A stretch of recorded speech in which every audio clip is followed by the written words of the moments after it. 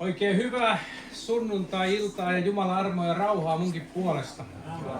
Ollaan kaikki oikein lämpimästi tervetulleita tänne Haapaluomalle. Ja meitä on siunattu tänä viikonloppuna joka iltana erilaisilla säillä. Tänään on oikein todella kaunista. Eilen oli erilaista ja perjantaina oli paarmoja. Kaikkia löytyy, mutta tänään saadaan nauttia erityisen hienosta säästä. Muutama lyhyt Raamatun ajatus on tässä loppuhetkeen mielessä ja tahdon ne tuoda tässä sitten vielä esille ennen kuin sitten rukoillaan ja päätellään tätä päivää. Monia tutkimuksia, monia kysymyksiä on ihmiselle tehty, että mikä on Jumalan tahto ihmiskunnassa, mikä se on, ollaan sitten kaupungissa tai maalla. Ja oikeastaan niin monta kysymystä, kun ihmisille esitetään, niin monta erilaista vastausta siihen tulee.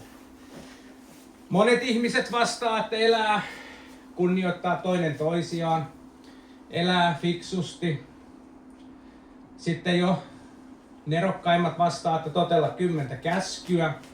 Monenmoisia erilaisia vastauksia tulee, että mikä on Jumalan tahto meidän elämään. Mikä on Jumalan tahto tänä vuonna 2026? Tässä ajassa, missä me eletään, ollaan hyvin erilaisessa ajassa. Mikä on Jumalan tahto tässä kokouksessa, tällä kylällä, koko Suomen maassa? Jumalan tahto on muuttumaton edelleen. Se mikä se on ollut iät ajat, Herra ei ole muuttunut, niin kuin täällä jo Kennetti toi esille. Jumala on muuttumaton, Jumalan sana on muuttumaton. Herran päämääränä ei ole edelleenkään meidän rikastuminen. Ei edes se, että meillä olisi hienot kauniit säät. Ei sekään ole Herran päämäärä. Ei se, että meillä olisi aivan valtavat hyvinvoinnit. Valtavasti kaikkea tavaraa tai asioita. Ensimmäinen Timoteuskirje, 2. luku, 4. jae kertoo, mikä on Jumalan tahto tänäkin iltahetkenä. Herra tahtoo, että kaikki ihmiset pelastuisivat ja tulisivat tuntemaan totuuden. Amen. Edelleen sama asia, että jokainen ihminen pelastuisi ja tulisi tuntemaan totuuden. Ajatellaan, kuinka paksu Raamattu on. Valtavasti tekstiä, valtavasti lauseita, jakeita, lukuja. Koko punainen lanka on se, että jokainen ihminen pelastuisi ja löytäisi Jeesuksen. Johanneksen evankeliumi 8.32 sanoo näin. Ja te tulette tuntemaan totuuden, ja totuus on tekevä teidät vapaiksi. Ja tänäkin iltana Herra tahtoo vapauttaa meitä erilaisista asioista. Herra tahtoo tehdä meidät todellakin vapaiksi tänään. Monet ihmiset ei edes ymmärrä, että tarvitsee pelastusta. Mullekin on moni ystävä sanonut, että 15 vuotta sitten kun tultiin uskoon, että toi oli sulle tosi hyvä juttu. Mä oon samaa mieltä edelleen. Oli todella hyvä juttu. Parasta mitä mun elämässä on tapahtunut.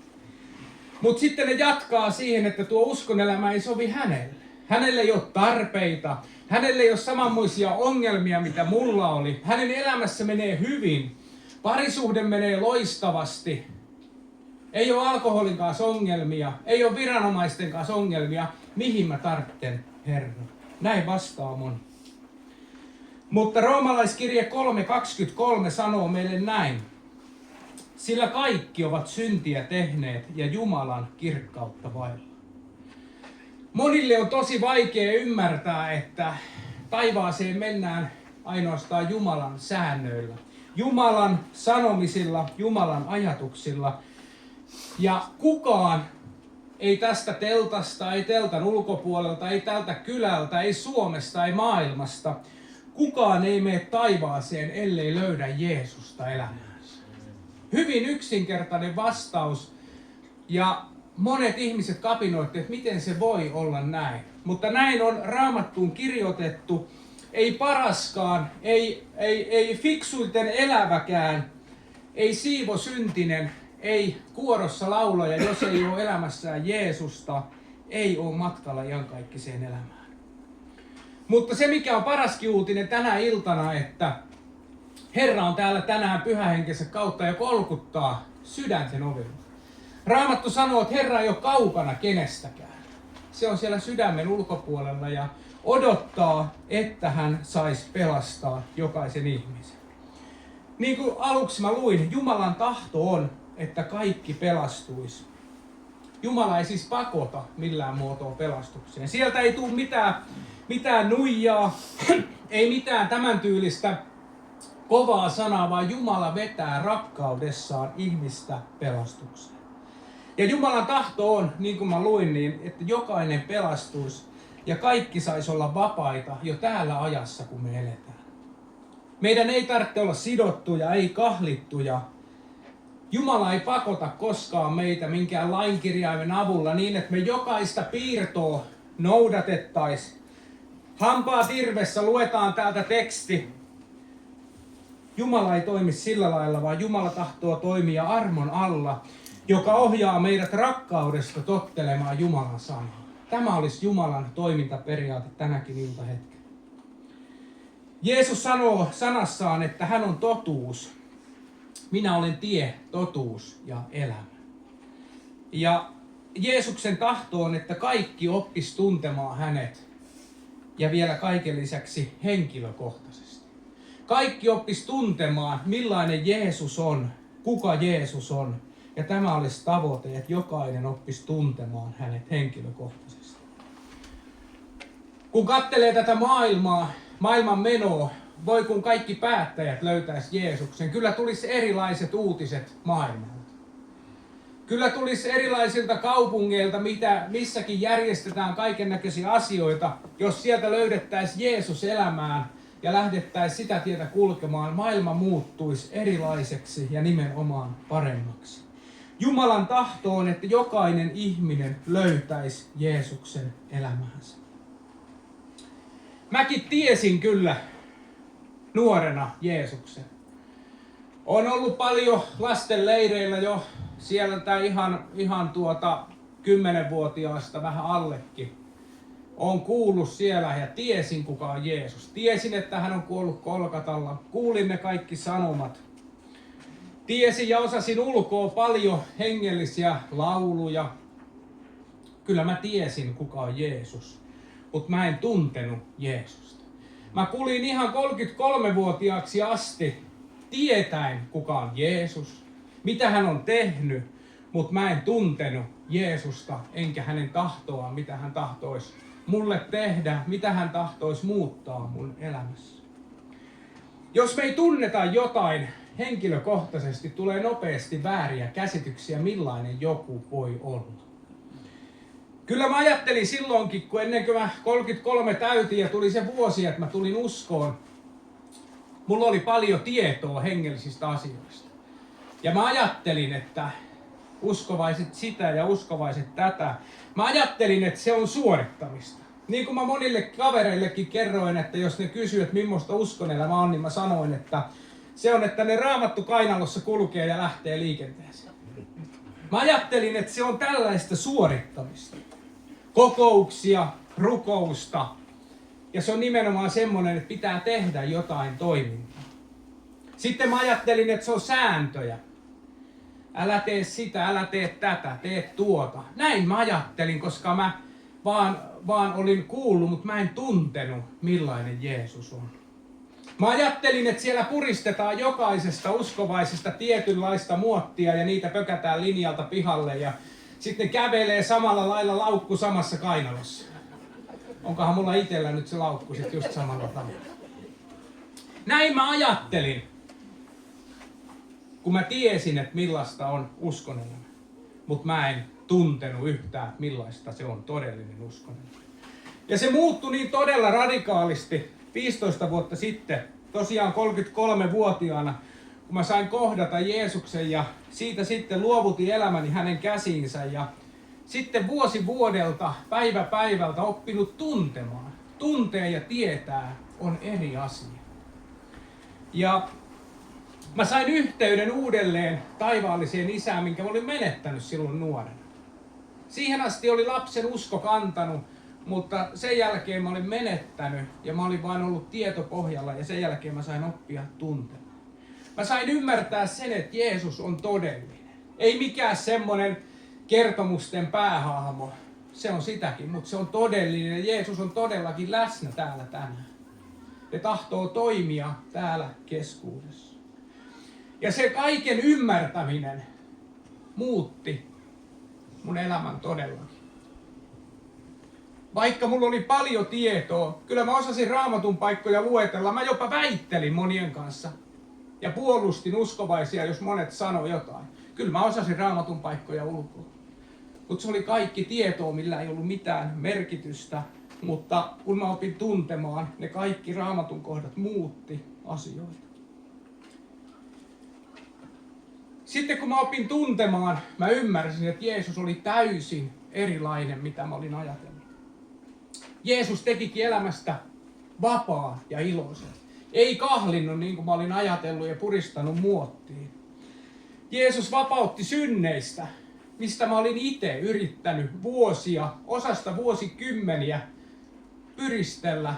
Joskus päivän kesti, joskus viikon, joskus kuukauden, mutta niistä ei koskaan päässyt eroon. Mutta kun Jeesus astui elämään, kaikki muuttui siinä hetkessä ja Jeesus pystyi katkaisemaan kahleen. Ja mikä parasta, Jeesus antoi voiman siihen kahleiden katkaisemiseen. Jeesus antoi voiman, että sai tehdä parannusta elämän eri asioissa.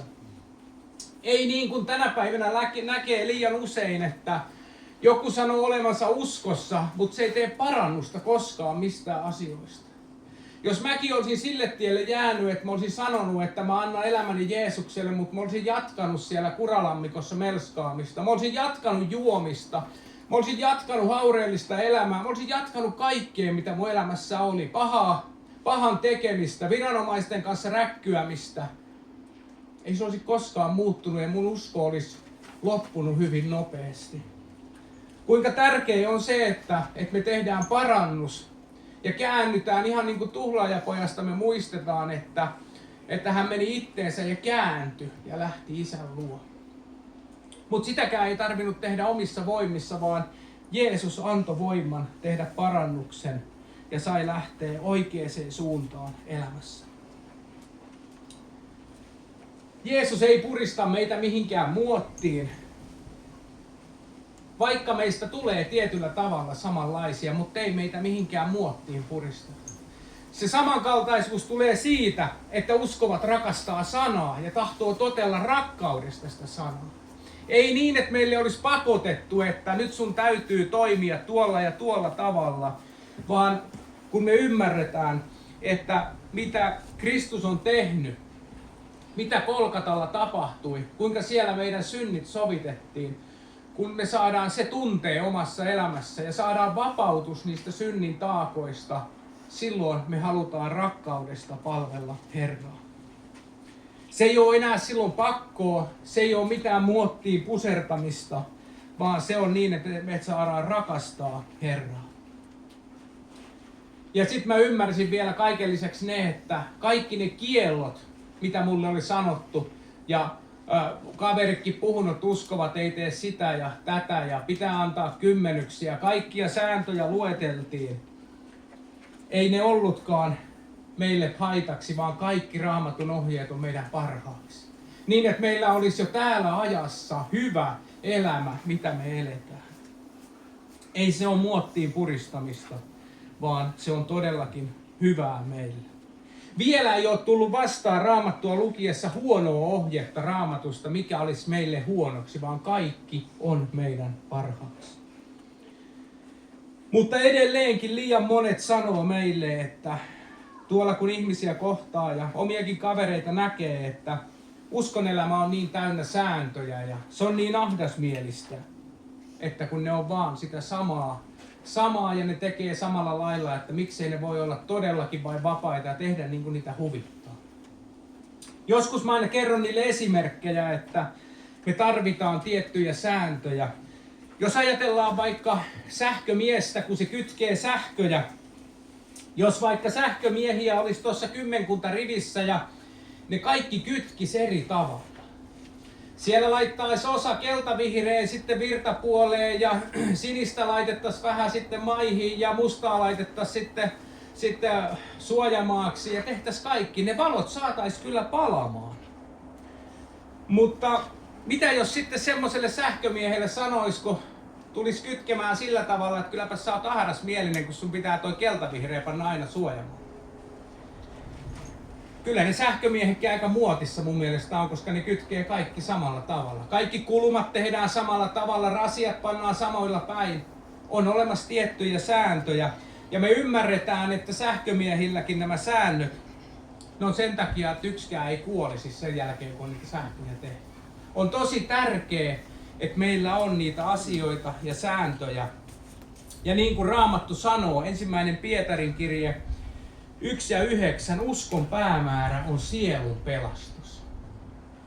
Herra tahtoo nimenomaan pelastaa meidän sielun niin, että meillä olisi iankaikkinen elämä. Se on meidän tähtäimessä, meidän päämäärä. Jos sähkömiehellä on päämäärä, että sähkö pitäisi toimia ja kukaan ei kuole, Herra tahtoo vielä paljon pidemmällä, että meillä olisi iankaikkinen elämä. Roomalaiskirje 3:18. Paavali sanoi juutalaisille, että rauhan tietä he eivät tunne. Siellä oli keskustelu ja niin Paavali sanoi näin vakavat sanat, että ei tunne rauhan tietä. Mä haluankin kysyä vielä tässä lopuksi, että tunnetko sinä sen rauhan tien? Ja nimenomaan tunnetko rauhan tien? Rauhan tien vastaus ei ole mikään uskonto. Siihen ei voi vastata, että rauhan tie on baptisti. Ei. Rauhan tie ei ole helluntailaisuus. Rauhan tie ei ole luterilaisuus. Mikään uskonto, me voitaisiin luetella kaikki mahdolliset, ei ole rauhan tie. Rauhan tie on elävä usko, otettu Jeesus Kristus vastaan omaan sydämeen. Elävä yhteys Kristukseen, sieltä syntyy rauhan tie. Kyllä juutalaiset osas kaikki kirjoitukset. Ne tiesi jokaisen raamatun jakeen ja ne oli kovia väittelemään tästä asioista. Mutta siitä huolimatta Paavali joutui heille sanomaan, rauhan tietä he eivät tunne. Vielä tärkeämpi kysymys, jos mä kysyin, että tunnetko rauhan tien, on oikeastaan se, että ootko sä sillä tiellä tänään rauhan tiellä. Onko se sun sisällä se rauhan tie? Ei niin, että sä tiedät, mistä löytyy rauhan tie, vaan tunnetko, että se rauhan tie asuu sussa ja sun elämässä on rauha tällä hetkellä. Tunnetko sä Jeesuksen henkilökohtaisesti vai tiedätkö sä, kuka Jeesus on? Lähestulkoon kaikki suomalaiset tietää, kuka Jeesus on. Kaikki tietää, mitä Kolkatalla tapahtui, mutta tunnetko sä sen omassa elämässä? Kuinka Jeesus on sovittanut juuri sun, mun, meidän kaikkien, koko tämän kyläkunnan synnit niin, että me voitaisiin löytää tie pelastukseen ja olla vapaita. Tämä on Jumalan tahto jokaiselle, että me saataisiin olla vapaita, saataisiin iankaikkinen elämä. Ja se pitäisi tuntea henkilökohtaisesti vielä se tie. Ei niin, että perheestä yksi tuntee, vaan jokainen saisi tuntea Jeesuksen henkilökohtaisena vapahtajana. Joskus käy niin, että on tuntenut rauhan tien. Tuntenut Jeesuksen voiman nuorena, niin kuin Roni täällä todisti. 15-vuotiaana kyllä tunsi rauhan tien. Tunsi Jeesuksen. Mutta sitten mentiin pitkä aika, että se olikin tietopohjaista, että tiedettiin, mistä löytyy rauha ja tiedettiin, kuka on Jeesus, mutta tunteminen oli kadonnut. Meille voi käydä joskus elämässä niin, että se rauha hiipuu. Jeesuksen tunteminen katoaa. Usko unohtuu ja kaikkea muuta tulee tilalle. Kyllä meillä täällä on kaikilla niin kiire, on töitä, on erilaisia syitä, mihin me voidaan verota ja sanoa. Ja niin käy, että se usko vaan hiljaa hiipuu. Monta kertaa tulee syntiä siihen tielle. Se ottaa valtaa meidän elämästä. Ja elämästä tulee entistä kahlittua. Ei niin, että me voitaisiin sanoa, että me tunnetaan Jeesus ja ollaan vapaita. Mutta tänään meillä on jälleen pelastuksen päivä. Me saadaan puhdistaa sydän. Ottaa Jeesus vastaan, jos me ei tunneta sitä tietä. Jos ei me tunneta rauhan tietä omassa sydämessä, ei tunneta Jeesusta, tänään me saadaan ottaa Jeesus vastaan. Raamattu sanoo, että tänään on pelastuksen päivä. Niin kuin täälläkin Kennetti puhui, huomisesta me ei tiedetä. Ei me tiedetä, mitä tapahtuu, mitä on tulossa, mutta tänään on pelastuksen päivä. Yksinkertaisesti Jeesuksen tahto on pelastaa meidät kaikki. Se on koko Raamatun punainen lanka. Se on koko tämän telttamajan ydin. Jeesus tahtoo pelastaa meidät jokaisen. Just sinut, joka istuu sillä paikalla, Jeesus tahtoo tulla asumaan sun sydämeen. Pelastaa sielun ikuiseen elämään, iloon ja riemuun. Ja saada jo tässä ajassa nauttia sitä vapautta. Ei enää synnin orjuutta, vaan olla ja elää vapaana tässä ajassa. Tätä Herra tahtoo tälläkin teltalla tänään. Näin yksinkertainen on Herran sanoma. Hän tahtoo pelastaa, viedä ihmisen iankaikkiseen elämään. Pelastaa ne, jotka ei häntä tunne, ja palauttaa jokaisen eksyneen lampaan tänään kotiin.